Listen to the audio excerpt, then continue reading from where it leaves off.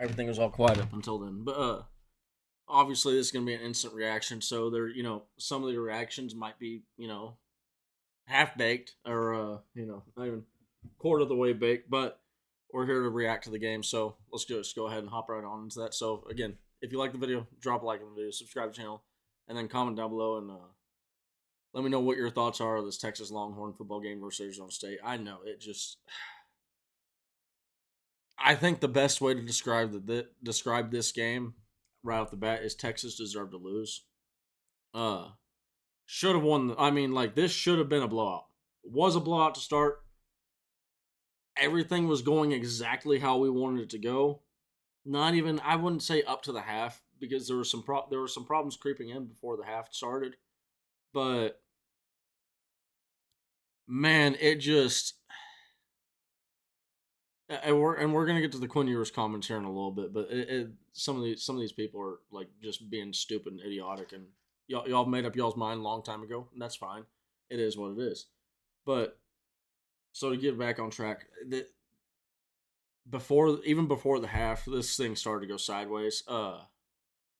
Really, if you look at this, man, horrible game running football, horrible. I mean, we cannot run the football to save our life right now. If we have to run the football, we're gonna lose a football game. Like it is what it is, and it's to a point where even when we have a lead, Steve Sarkisian doesn't have the ability to, or even I don't think necessarily the trust to sit there and hand these running backs the football and say, "Hey, go ice the game." Like similar to if you remember how Jonathan Brooks last year, Alabama, we iced the game with a huge like 7-minute drive. That's not going to happen with this team. That just it is not it won't. So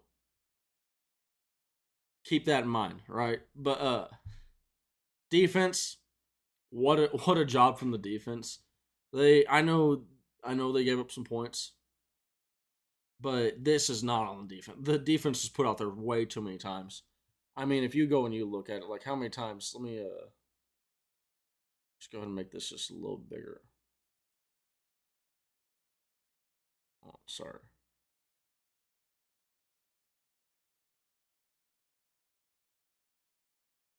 Oh, this is great production right here. Okay. So when you're looking at the team stats, I mean Arizona State, they had 24 fourth downs or 24 third downs, 37 minutes of possession. It is. It's just that's. They almost played two football games out there today. It's insane. What we were asking this defense to do, and really, I mean, even on the other side, like Cam Scadaboo, I still stand by the fact that I think that there's some conditioning issues with Scadaboo. He was tapping himself out. He really was like it was early on in the second quarter. Now maybe he's sick.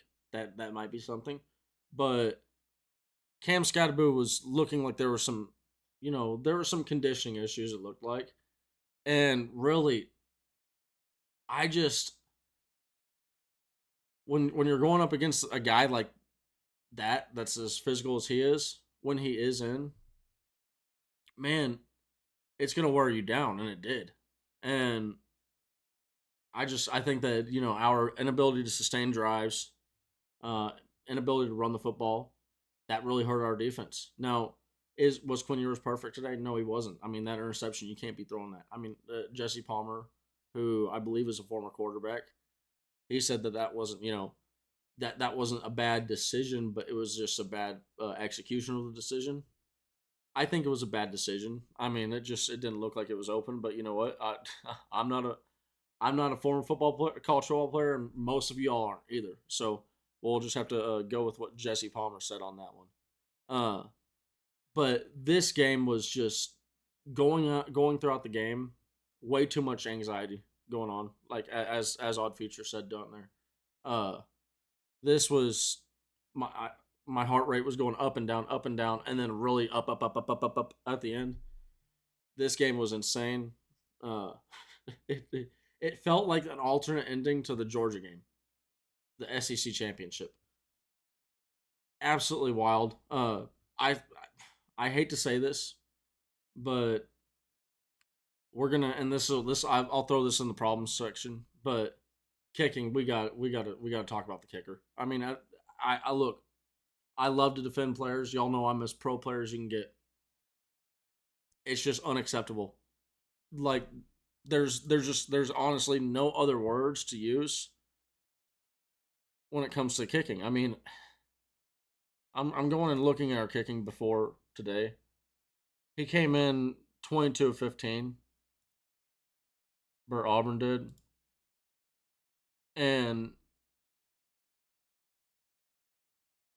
leaving 1 of 3 today. We should. I'll save it for later, but yeah, there's a problem there. So let's just go ahead and I guess go ahead and start off with the players of the game because I mean this game, like I said, I need a drink. I'm gonna be starting on the airplay here soon, but man, oh man, was this game crazy. I just like if this game had ended 30 minutes before, win or loss, the reaction would have been like fire, blazing, just blazing trail of glory, right? Would have been great content. I'm worn out. I'm I'm I'm done. I'm not done, but oh crap. Hold on 1 second on this one. This piece of crap. Yeah, it's like I'm ready for a nap, man. I'm getting too old for this shit, dude. This is crazy. To Arizona State, like this is a high school football team. Early on, and that's what we made them look like, and for us to kind of squander that is what it is. But so let's go ahead and go to the defensive players, or we'll start off with the defensive players of the game here. Uh, I, I who else do you give it to other than Andrew Makuba? It's either going to Andrew Makuba, Michael Taff, or Jade Barron. I'm going to talk about all three right here. Uh, Andrew Makuba, for obvious reasons, gets the game-winning interception. We hadn't had an interception all day long, and that's pretty rare for this defense. Not pretty rare for the other quarterback, Levitt. He actually he takes care of the football often and does a pretty good job of that. Well, Andrew Makuba seals the deal in overtime, and we're able to come out with the win. Uh, Michael Taff, I do want to give a shout out to Michael Taff. That is one of the toughest football players that we've seen on the 40 acres in quite some time, if not ever. Uh, when he was injured, and they were kind of trying to talk to him about the injury and all that stuff, Michael Taff was having absolutely no part of it. He did not. He was there. You could even see there was a part where he was like, it was almost like he was running away from the trainer, or not running away, but walking away. But he was trying to evade the training staff, and they were like almost like grabbing him by the belt loop, like, "Hey, no, you come back here. You're not sneaking yourself back on the field." But he did wind up back on the football field. There's no quitting that guy. He's one hell of a football player, and I'm lucky that we get to have him. And y'all, if y'all watch my pregame video, my prediction, like my pregame and preview and prediction, whew, I said please no targeting.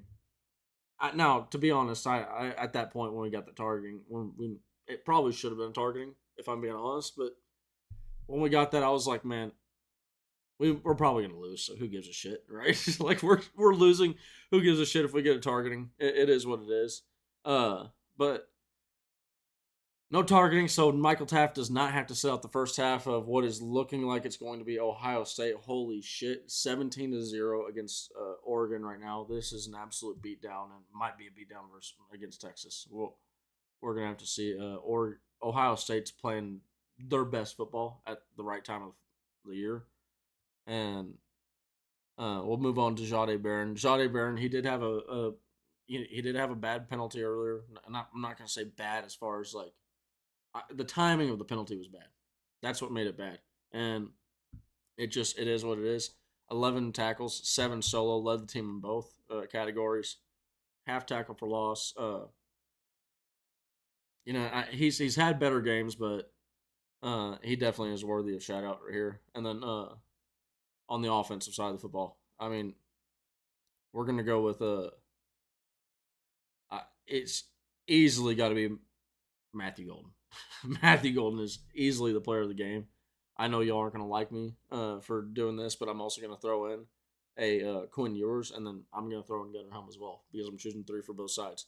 Uh, Quinn Ewers, 66%. Like, did he light the world on fire? No, he didn't light the world on fire, but outside of the one interception, I mean, he did almost everything that you would have needed him to do to give us a win.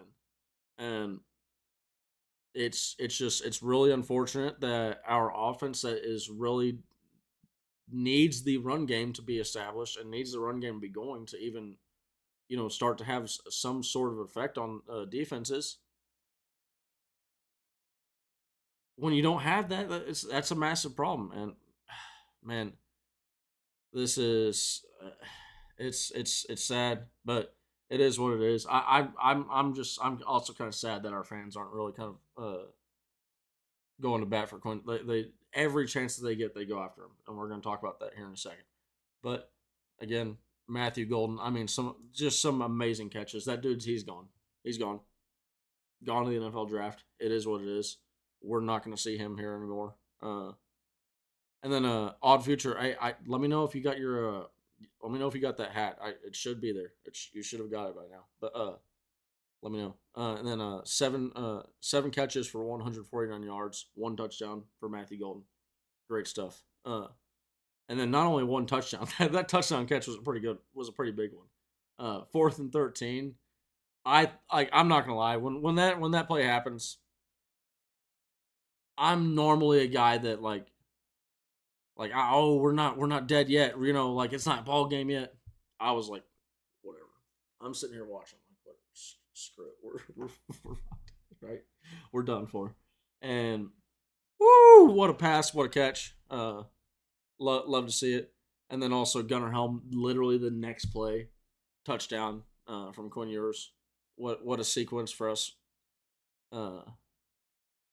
Yeah, so those are going to be my three players of the game. Quinn Ewers, 322 yards, 10.7 yards per average, and then 3 touchdowns, 1 interception. Interesting to see what the QBR is. It was interesting. Isaiah Bond was out there full game, running the full time.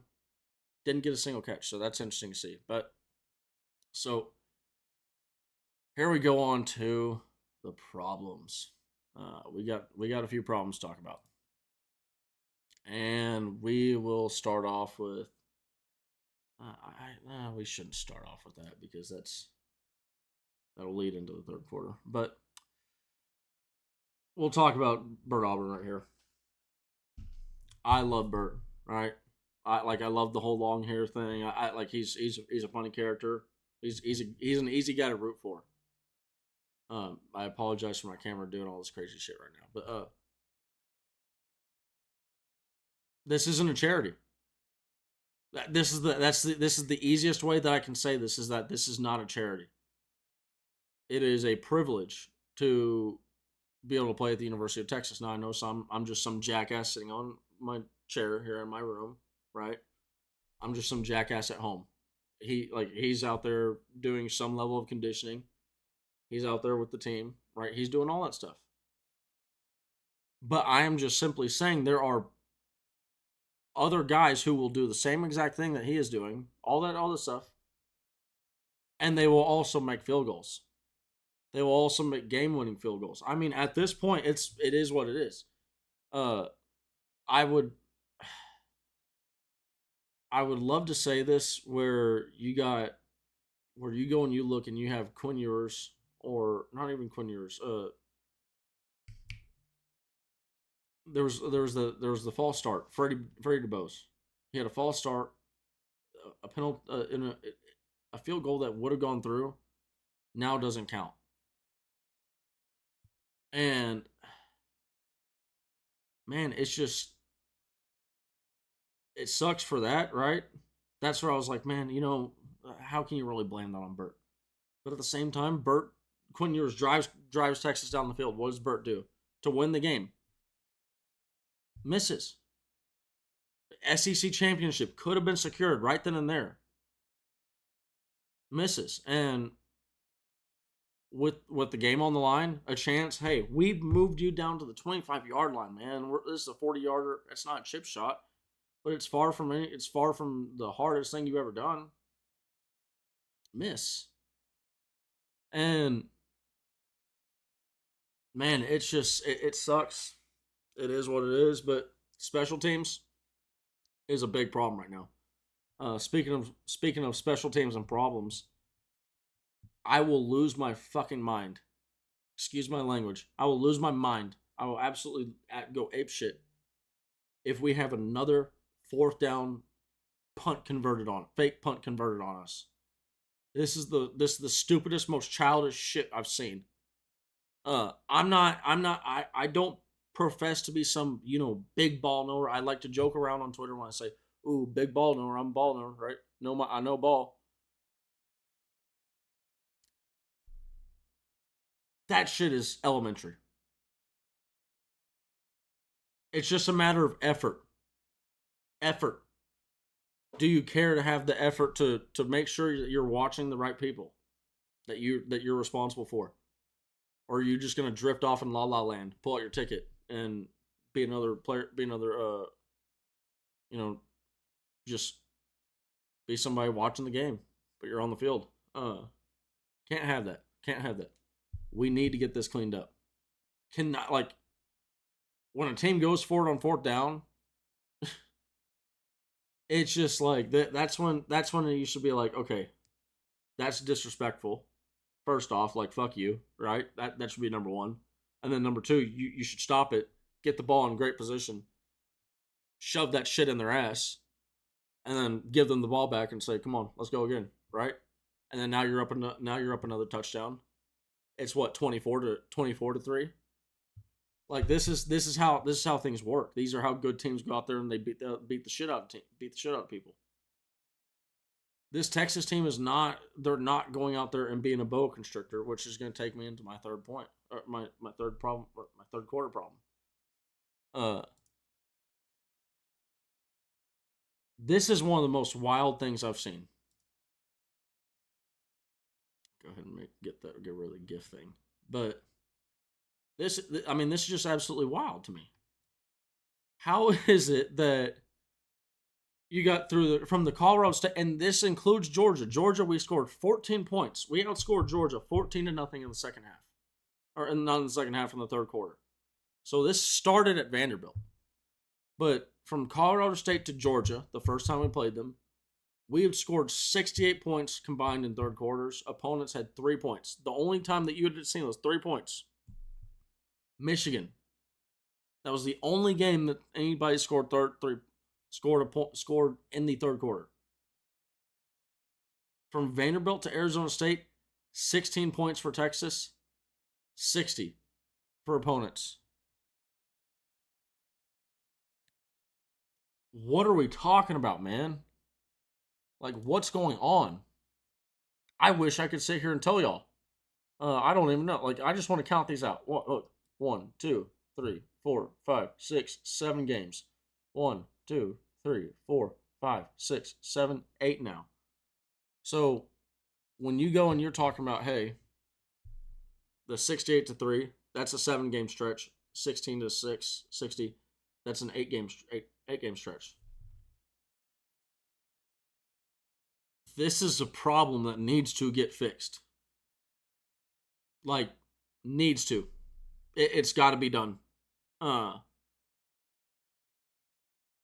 Because this is how you keep on ending up in close games. This is how you give teams life, and this is how you lose games that you shouldn't be losing. You're up on teams in the second quarter. You go in at the half feeling great. You come out, they come out strong. You don't, and then the fourth quarter, it's just a battle to the death, just to see who can stay alive. I don't like it. I don't like it one bit. And it needs to get kind of fixed up. But and then going on to this one right here. Okay, so Quinn Ewers. At this point, I'm very comfortable in saying if you got a problem with Quinn Ewers, there's nothing he can do. There's nothing he can do. Because look, I had a problem. I already talked about my problems with that interception earlier. You don't need that ball does not be thrown there. right? It that's a fact. But that is far from, if there's a thing that, if you want to hinge on a thing, oh, this hinges on that. Oh, if your problem hinges on that one interception, buddy, you need to go take a debate class or some shit and start getting some better substance behind your behind what you're trying to argue, because that's weak as fuck. It is what it is. It's weak as fuck. Uh, people accusing his athleticism. Now I will hold on. Wait 1 second. I will say this was, he did look clumsy as shit trying to set up Burt for that field goal attempt to win the game. Look clumsy as shit. Okay, I'm not.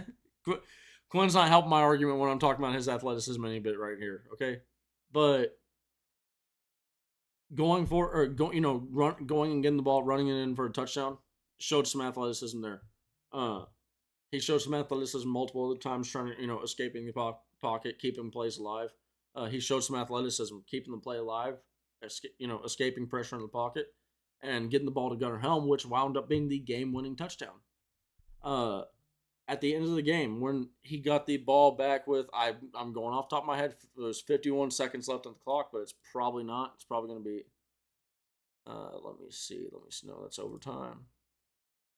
52 seconds. Man, I'm not that bad. I'm not that bad. 52 seconds left on the clock. He gets the ball back, and what does he do? Oh, he just simply, all he does is moves his team down the field and gets them in what should have been a game-winning field goal to move the team on to the semifinals. There were multiple throws that he made that were just, really good highlight throws.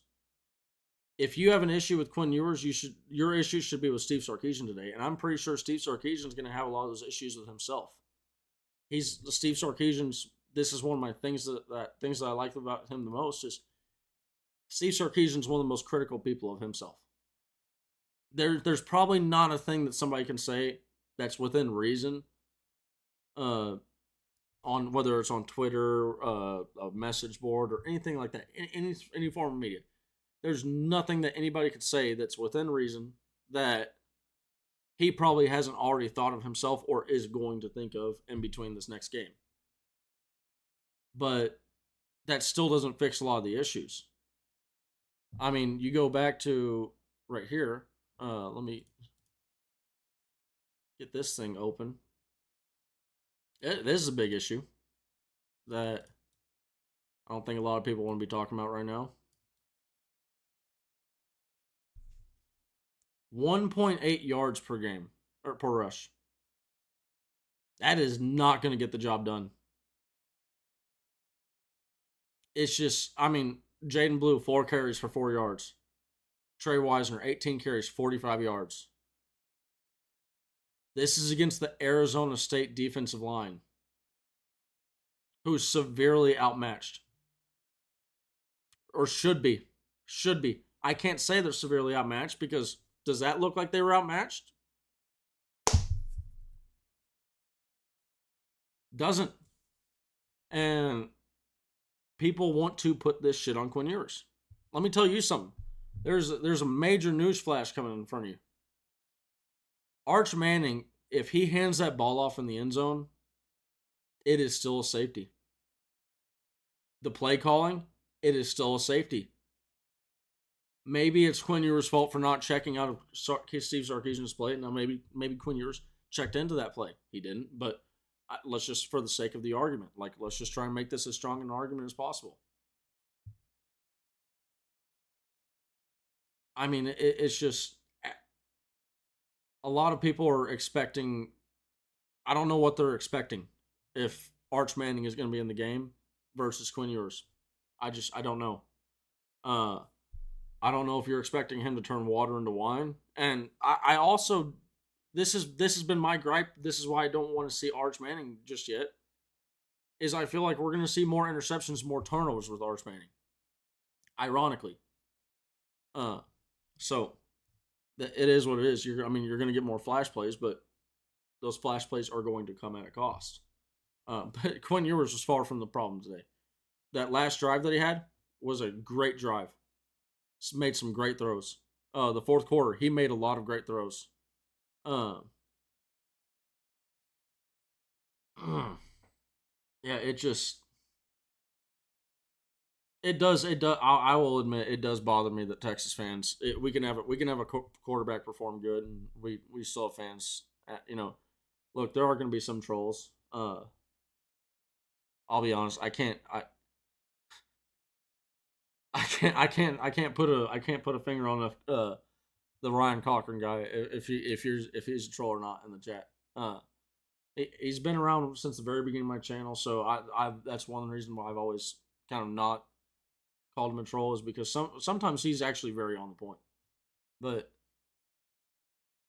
also not everybody has to just agree with each other all the time. Let me just read off the chat some of this. Uh,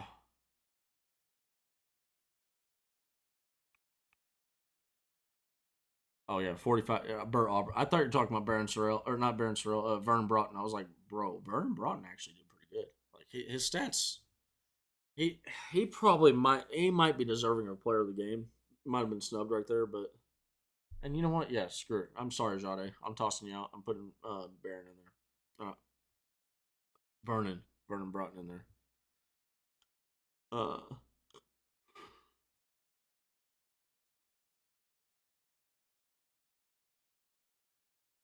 yeah, odd future. I'm more pissed at Sark. This is. I mean, I feel like this is a lot on Sark right now. We and well, but and this is where it's hard to be. Hold on, this is where it's hard to put this on Sark. To what I said earlier, you need to run the ball in Steve Sarkisian's offense for his offense to have effect. If you cannot run the ball, if you can't move bodies, they're not going to bite because a lot of what he does, a lot of his offense is built off of looking and smelling and feeling and sounding like run plays, but it's a pass play. He's trying to trick you into a run play is happening, come crash down, and that's going to leave guys open. And that's how his Alabama offenses were like boom, boom, boom, boom, boom, right? It looked like shot, shot, shot. It's like the Arizona Cardinals, right? Offensive shots, shots, shots, right? All that. You don't get that if you don't have an effective run game. And right now, Texas doesn't have an effective run game. So we'll have to figure out that. I don't know. Maybe they are chipping plays odd future. Maybe they are. We'll see. Uh, I do want to make sure.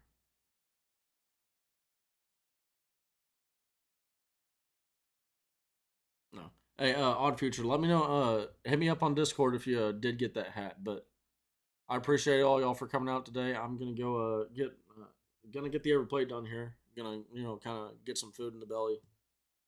Oh, what a game, what a day. And or here actually I will say the last final thing I have to say on this is this game really, like I said, this felt like the Georgia game, like an alternate reality where stop me if you've heard this.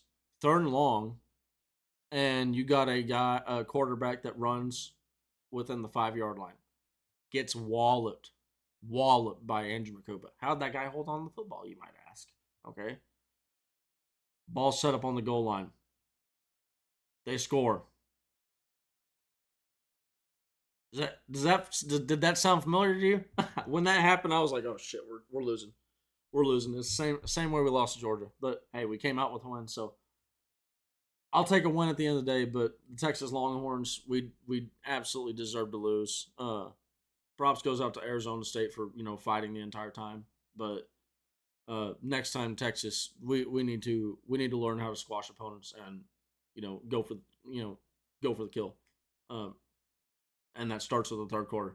So, all right, everybody. Hope you all have a great day. We can enjoy New Year's for once. Hope you all have a great day. All right, everybody. Look.